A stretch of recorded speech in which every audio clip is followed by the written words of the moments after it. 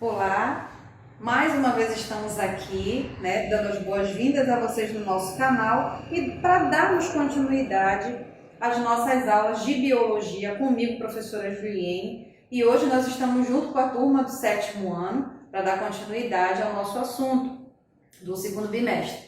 Na aula passada nós falamos sobre os vírus, falamos sobre as características dos vírus, doenças relacionadas com os vírus, como eles se reproduzem. Falamos também da importância da prevenção sobre essa pandemia que nós estamos vivendo aqui, Bom, hoje nós vamos falar sobre o primeiro reino, que é o nosso reino Monera. E o reino Monera, ele vai ser aquele reino que vai compreender seres unicelulares e procariontes, seres que são formados por uma única célula e seres que possuem o seu núcleo disperso no citoplasma. Ou seja, ele não está envolvido por uma membrana, certo? E os principais representantes desse reino vão ser as bactérias e as árqueas, que são algumas algas unicelulares, ok? Então vamos lá. A estrutura da célula desses seres, é essa que eu coloquei aqui para vocês, tá? Fiz um esqueminha aqui para a gente poder se sintonizar um pouquinho de como que realmente são esses seres. Bom, nós vamos ter a parede celular, que é essa membrana mais externa que está aqui, que está relacionada com a proteção e a sustentação desses seres. Por essa razão, esses seres são considerados muito resistentes à temperatura, a algumas substâncias, e aí a gente pode dar essa ênfase dessa importância da parede celular para essa célula, tá? Para esses seres. Temos também a membrana plasmática, que é essa membrana mais interna aqui, tá? Que vai estar relacionada com a troca de substâncias da bactéria com o meio ambiente onde ela se apresenta, certo? Temos o material genético disperso no citoplasma, que vai ser um DNA bacteriano, tá bom? Que é um ácido nucleico. Temos também ribossomos, que são esses pontinhos que vocês podem ver aqui dispersos no citoplasma também, tá? Que são organelas celulares que vão estar relacionadas diretamente com a síntese proteica, tá? A síntese de proteínas, a quebra de proteínas dentro da bactéria. Existem algumas bactérias que elas vão apresentar estruturas chamadas de plasmídios. E o que são os plasmídios? Os plasmídios, eles vão ser estruturas que vão estar ligadas à produção de certas enzimas que vão ter capacidade de sintetizar outras substâncias que são tóxicas para as bactérias, ok? Bom, já falamos. E também temos o citosol, que é o citoplasma, que serve como uma sustentação para essas organelas que estão presentes e para o DNA bacteriano, ok? Agora a gente vai falar um pouquinho sobre as funções dessas bactérias no nosso dia a dia, ok? Professor, existem várias funções onde eu posso estar relacionando as bactérias, porque não existe apenas bactérias maléficas, nós temos bactérias benéficas que estão no nosso dia a dia convivendo com a gente às vezes nem sabe, Bom, na relação ecológica aqui, como função ecológica, de que forma ela vai estar ajudando os seres vivos? Como decompositoras, também chamadas de saprófitas. Elas, juntamente com os fungos, vão estar relacionados com a decomposição de toda a matéria orgânica morta no ambiente. Tudo que você possa imaginar que vai ser decomposto na face da Terra é feito pelos fungos e pelas bactérias, ok? Assim elas promovem a manutenção do solo, tá? Também ajudando na fertilização. Bom, na agricultura nós temos as bactérias que vão fazer a captação de nitrogênio, como eu coloquei aqui para vocês, transformando esse nitrogênio em sais nitrogenados. E esses sais nitrogenados eles vão ser absorvidos pelas plantas, pelos seres clorofilados, para ela poder fazer a fotossíntese, gerando alimento e oxigênio para a nossa respiração, ok? Bom, na biotecnologia, ela vai estar relacionada com a fermentação alcoólica, tá? Que é um processo onde a gente vai conseguir extrair o vinagre e outras substâncias alcoólicas. Nós vamos também estar relacionando ela com a fermentação lática, tá? Ela vai promover essa fermentação, por exemplo, no leite, no iogurte, em massas de pizzas, por exemplo, dentro do fermento biológico, certo? Esse fermento que a gente faz o pão, que a gente faz a pizza, existem alguns tipos de bactérias que elas promovem essa fermentação, ok? Bom, agora a gente vai falar um pouquinho sobre os tipos de bactérias, porque o que é que acontece? Cada bactéria, ela vai ter a sua função também, né, de acordo com a sua forma. Nós vamos aprender agora que as bactérias também possuem formas e, de acordo com a forma que ela vai aparecer, ela vai possuir um nome para a gente poder identificar essas bactérias, ok? Se cair de repente alguma questão na avaliação, onde você precisa identificar através do formato dessa bactéria, a classificação e denominá-la. Então, é isso que a gente vai falar sobre isso agora, ok? Bom, quanto ao tipo, nós podemos classificá-las em cocos, tá? Vou colocar aqui coco, tá? Coco, espirilo, tá?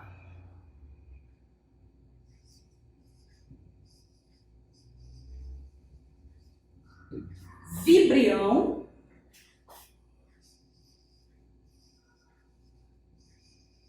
e bacilo, tá? Então nós temos aqui essas 4 formas, vão receber esses 4 nomes. Por que eu chamo de coco? Porque ela vai ter a forma arredondada. Então apareceu a formazinha arredondada, tá? Pedindo a classificação dessas bactérias quanto ao tipo, quanto ao formato, eu vou dar o nome de coco, ok? E o espirilo? O espirilo, ele vai ter forma de espiral. Essa bactéria, ela vai ter esse formatozinho aqui, igual uma mola, certo? O vibrião recebe esse nome, tá? Por ela apresentar-se na forma de vírgula, ok? Então, apareceu na forma de vírgula, nesse formatozinho aqui recurvado, eu vou classificá-la como vibrião. E o bacilo, tá? Vai ser aquela que se encontra no formato de bastão ou bastonete que a gente fala, certo? Bom, sabendo aqui agora essas informações, a gente vai falar um pouquinho sobre a reprodução das bactérias, ok? As bactérias, gente, elas vão se reproduzir de forma muito rápida. Por quê? Elas se reproduzem de forma assexuada, ou seja, elas não precisam ter gametas na participação dessa reprodução, ok? E a principal forma de reprodução dessas bactérias eu vou chamar de bipartição